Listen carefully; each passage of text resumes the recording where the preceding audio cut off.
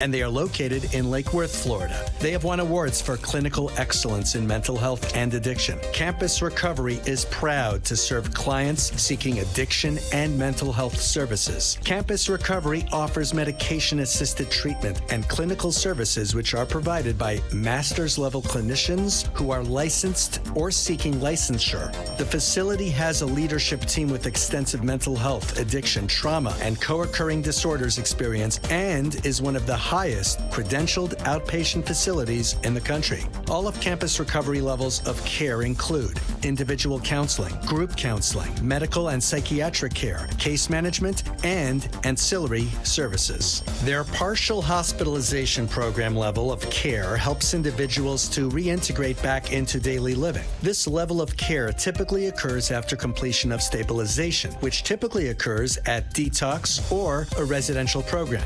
At this level of clinical services, individuals will receive 6 days of clinical programming. Campus Recovery also offers programs such as outpatient care. Individual and group therapy sessions are also available. All of Campus Recovery therapists are highly trained, educated, and experienced in addiction and assigned to you for the entire program. Some of the topics discussed are relapse prevention, stress management, life skills, belief systems, and many other areas of addictions and mental health. Contact Campus Recovery today at 877-995-0102. That's 877-995-0102. We are back now with more of the Ask the Experts radio show, proudly sponsored by board-certified family law attorney Tina Lewert of Lewert Law LLC, covering South Florida. And we are back. Tonight's a very special show tonight because, there's, if you just listen to the news with this fentanyl that's going on now and all the fentanyl that's coming into the country, and, that's not my scene, but I'm learning a lot about why fentanyl is so popular, because it's cheap. On the other hand, look at all the people who are dying from it, and just so needless. And you know what? Tonight's show that we're doing with Campus Recovery Center, you might know someone, and I just brought up drugs, but it could be alcohol, it could be mental health. And I think that if you look at what's going on in this country, people are just mad. And there's a lot of people full of hate out there that really need help. And we've got to do everything we can to get these people help. We're not professionals. That's not where we want to be. But there are professionals that understand this. And that's why we were so blessed to get Campus Recovery Center. And I'm going to tell you something. I mean, I don't push this a lot, but I am a very spiritual person, I guess I can say that. God is the most important thing in my life. And my girlfriend and I were driving down the street, and there was Campus Recovery. And it just weighed on my mind. And I called them, and our guest tonight, Evan Frizzell, answered the phone. And this is where God wanted us to be.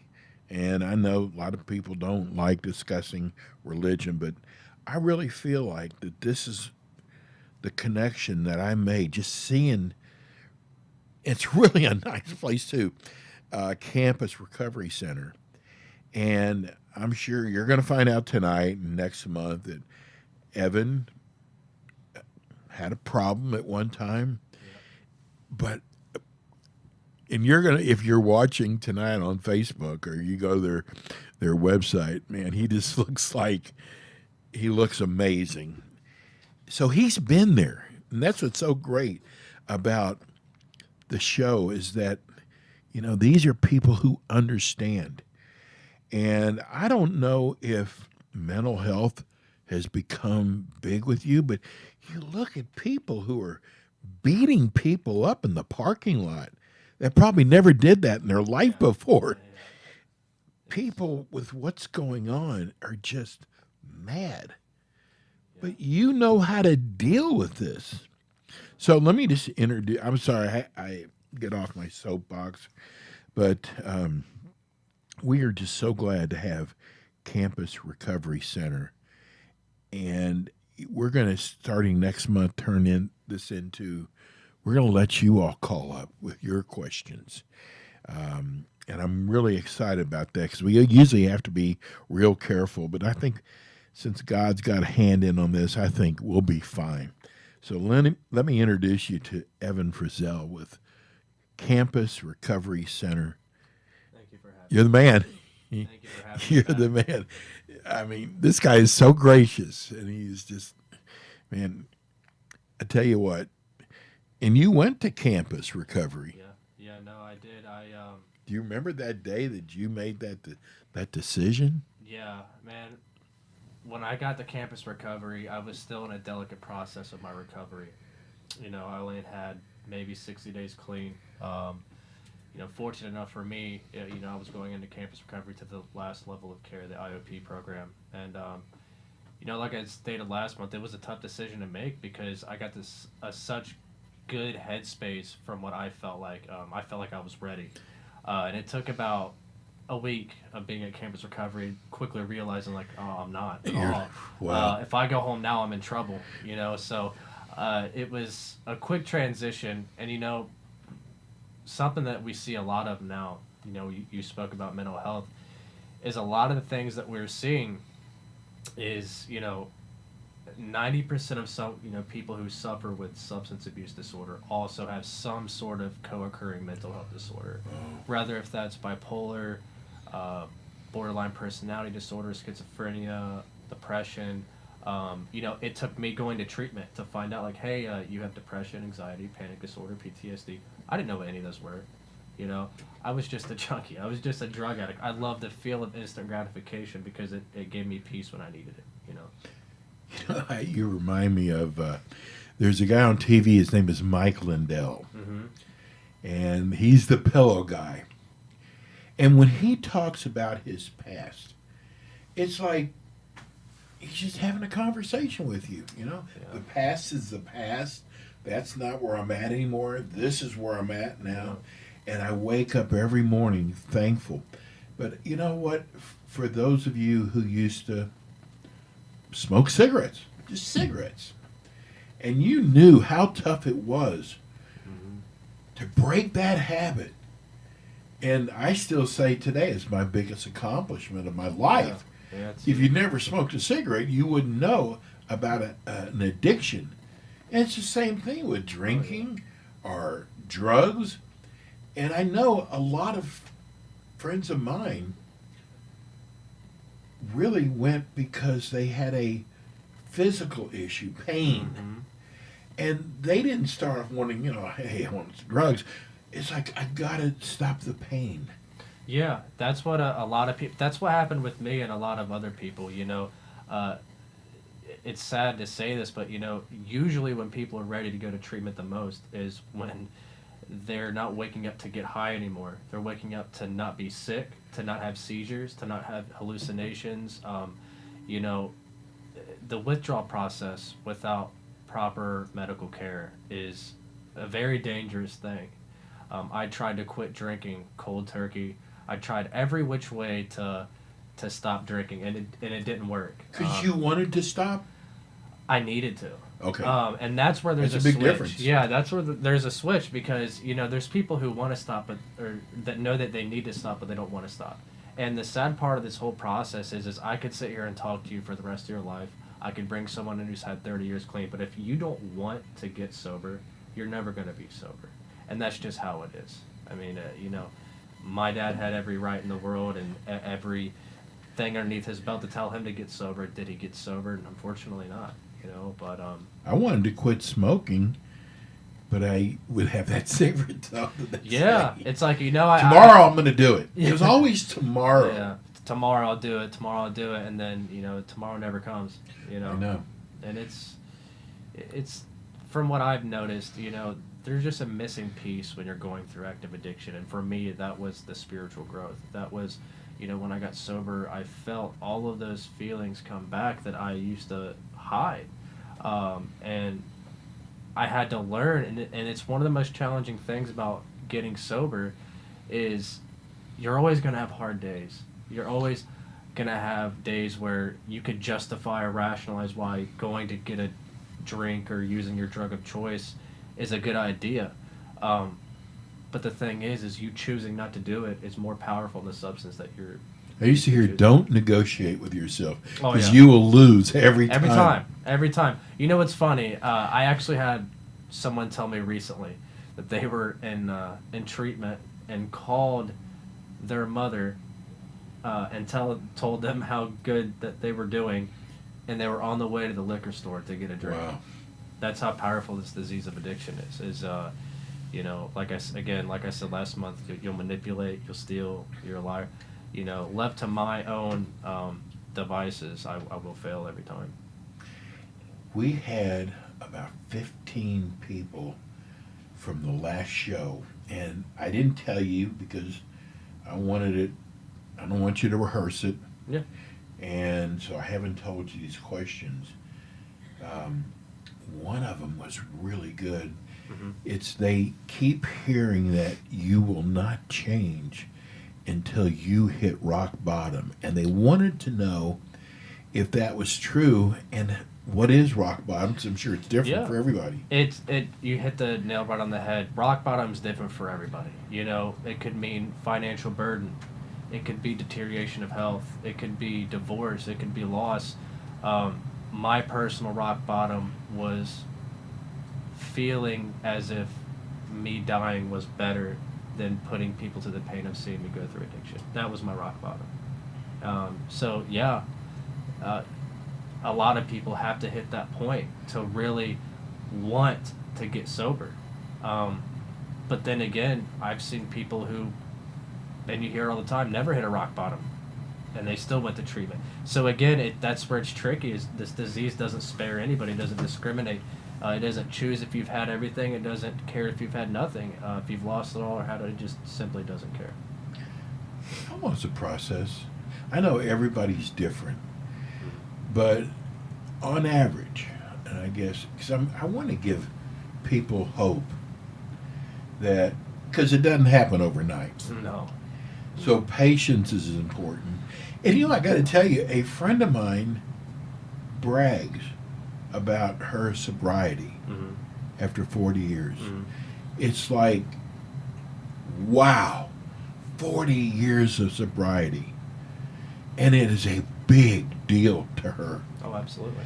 After 40 years, you would think, I don't really think about it anymore, but it doesn't work that way, does No, it doesn't. And I'll tell you what, my boss is coming up on 10 years this Saturday. And if you would have told him 10 years ago that he'd be having this conversation with me or anything like that, he would have laughed in your face. It took him 43 tries of going to treatment before he got sober. But now he's, happily married, clean, has 2 kids, and he's a very good man. It's just that process can be very. We got to get him on the show, not because he's the owner, but I want him to hear you. That's what I want. He might be listening. And I got to tell you something. This is going to be, I think, a theme for one of our shows. I got a lot of email from senior citizens Mm-hmm. who are very scared of what's going on in the country. And a lot of them would talk about they live in a condominium, and a lot of them are on a fixed income, and they're getting ready to lose their insurance because it's gone so high. And this thing now, where after 40 years, the association has to bring in experts. That's going to be really expensive, which goes to, they don't know how they're going to live, Yeah. or if they even want to live. And insurance and everything like that can be very. So tricky. these people are talking suicide. Yeah, it's I mean, the guy who owned, there was a very I bet you Freddie will know this. There was a very famous club in New York called, oh my God, I can't believe it. Studio 54? Studio 54. The owner, his name is Steve Rebel, just died. Really? Assisted death. really. He paid somebody to basically kill him. Isn't that just terrible? I know. Isn't that terrible? I mean, But these senior citizens are really afraid. Now, that is kind of mental health, isn't it? yeah. I mean, well, if you get suicide is. yeah, I mean, listen, I've seen ages of 18 to 75 years old walk into these doors, and unfortunately, and it sucks, but unfortunately, you know, age doesn't matter either. You know, Right. I know someone who specifically took them 35 years just to realize they were depressed. Wow. You know? And, you know, in their words, I didn't want to die, but I didn't want to get to the pain of living, which was so powerful to me because it was, in my mind, you know, how do we get to that space? How do we get to a space of this kind of lost hope? And, you know, it quickly dawned on me is like untreated mental health issues, you know? You could go your whole life. I'm sure my father had mental health issues. Right. You know? But So and we're going to go to break. You know, this is a show that, you know, I try to write questions down from you, the listener, that I would want to know, and I have not looked down at my sheet at all.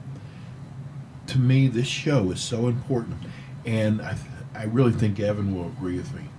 If we could touch one person each month, we've done yeah. God's Absolutely. work.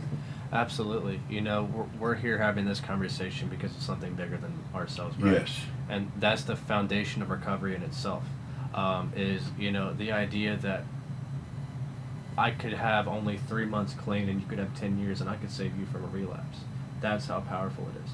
And, you know, again, touching one person, you know, it's bigger than, you know, being able to go earn the biggest paycheck you could get, because at the end of the day, money's going to replenish itself, but human life is not. That's And if you amen. can change a life, then you've changed yourself. And by changing yourself, you've achieved what, in my opinion, would be. I got to tell you, probably people don't know this, but Evan knows this. Palm Beach area is noted across the country as the place to go to for help. Now, let me finish this, though. Not saying they're going to help you, though. A lot of people got into this business for money. And a lot of those places have been shut down Yeah. in Palm Beach. It was a perfect scenario. So you have a company like Campus Recovery. How long have they been around? About 7 years, 8 years, yeah. Yeah, and they got through all that because there was a lot of recovery places that were shut down. So we're giving you a place. And, you know, we're not making any promises, but what's so great about having Evan on the show, he's been there. I mean, I can ask questions all day long, but Evan has been there. And Evan is proof, I don't know about the other places, but that Campus Recovery Center works, whether it's alcoholism. We should say addictions, because that could be anything. Yeah, you could be addicted to shopping, gambling, Yeah. smoking, food, anything. You know, we think about the word insanity, right? What is the definition of insanity? The definition of insanity is doing the same Same things thing. over again and expecting different results. I know. You know, and so addiction is the same way. You know, you do these things knowing that at any second that could be it. How does a person know they're addicted? Because I can always stop. Yeah, I can yeah. always stop. You can always stop. I can do it anytime I want. How does a person really know if they're addicted? Yeah, the 3-finger rule is what I say, Okay. which is if it affects my family, my finances, or my health. Okay. You know, another thing is a lot of people realize that they've got two choices, and this is sad, but there's some scenarios where somebody either has, okay, I can go to jail, I can go to treatment, and they decide to go to treatment, not wanting to get sober, Right. but to avoid a jail sentence. But I can't tell you how It's many not the right times. reason. I can't tell you how it's not. I can't tell you how many times I've seen somebody do that, and then want to stay sober, and then they stay sober. Wow. So that's the thing. I know people who went to treatment to prove to their families that it didn't work, Oh, and Yeah. they're clean. You know, so that's the thing. It just takes rigorous honesty. You know.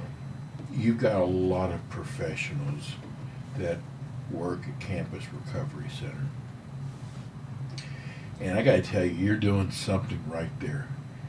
And, you know, now, especially here in Palm Beach, to stay in business for 7 years, that's a long time for this part of the country, because a lot of those recovery centers were just doing it for the money. And they were doing some really bad things. I'm not going to get into that.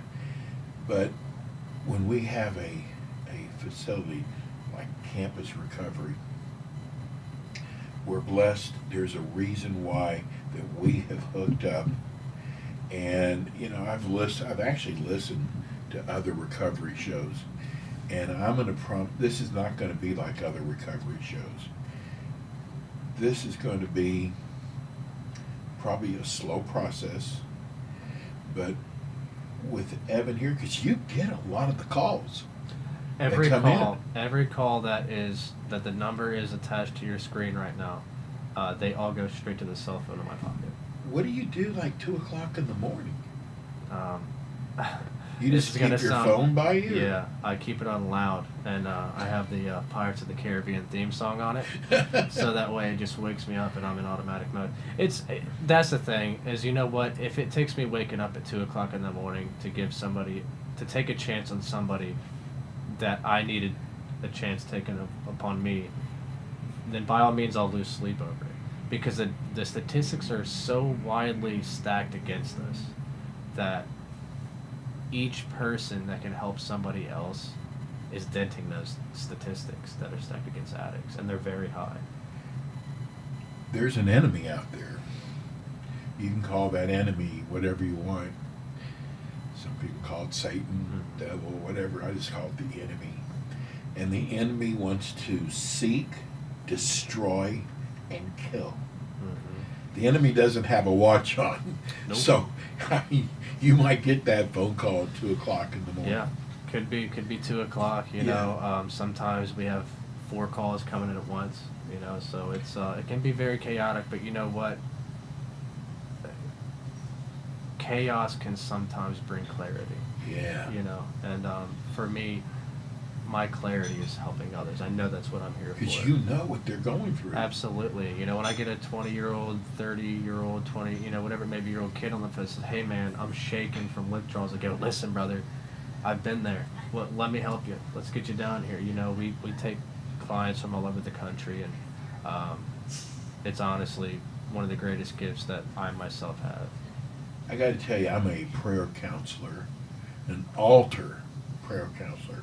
I'm up at the altar before and after services. My lines are a lot longer now, and a lot of them are families. The child is in prison now, and it's mostly drugs, and it's so hard for a parent because they don't have those skills like your people have those skills. And it's frustrating to them that they can't do anything for their child. I mean, they can try, but what they think is the right way is probably not the right way. Yeah, no. Could be more damage. But I got to tell you, in a way, I'm kind of jealous of you because I can't say to them, I know what you're going through. But I hear the stories, though. Yeah. And there's a lot of people out there hurting. And thank God we have a campus recovery center out there. Let me just give you their number. The 561, is that okay? The 310 Absolutely. 2923 on your screen if you're watching. It's 877-995-0102. Listen, this is nothing to be embarrassed about.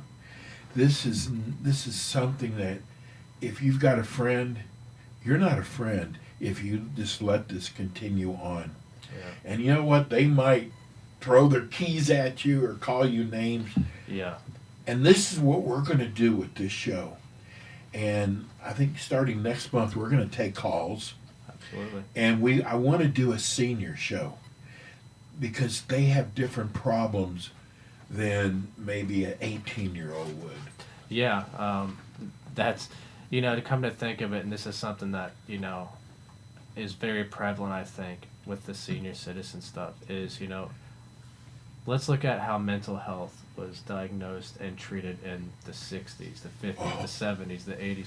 Completely different time, And so the resources now, whenever, they're offered to somebody, they're scared to take because they were taught by mom and dad, suck it up. Right. You know yeah. what I mean? What's wrong with you? Yeah, get your head, you know what I mean? That Stop kind of- drinking. Yeah, exactly. I swear, if I had $1 for every time Stop drinking. someone just told me, like, just quit drinking, I'm like, Yeah. yeah, easy enough.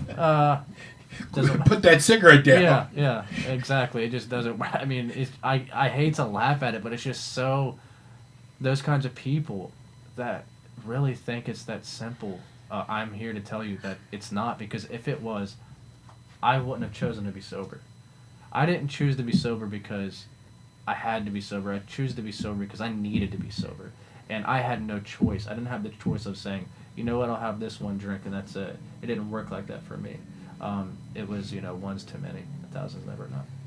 Well, bro, I'm so sorry. Man, it's just, we could go on for hours. This is going to be probably one of our greatest shows of all of our shows. We're here talking to Evan Frizzell. We're going to get 561-310-2923. Evan will be back with us again next month. Send me your text questions, and I'll try to get them on. We'll be back with you again next month. Evan, God bless you. Thank you, sir. We'll see you again next month. Sounds great. And we'll be back with you again next week with more Ask the Experts.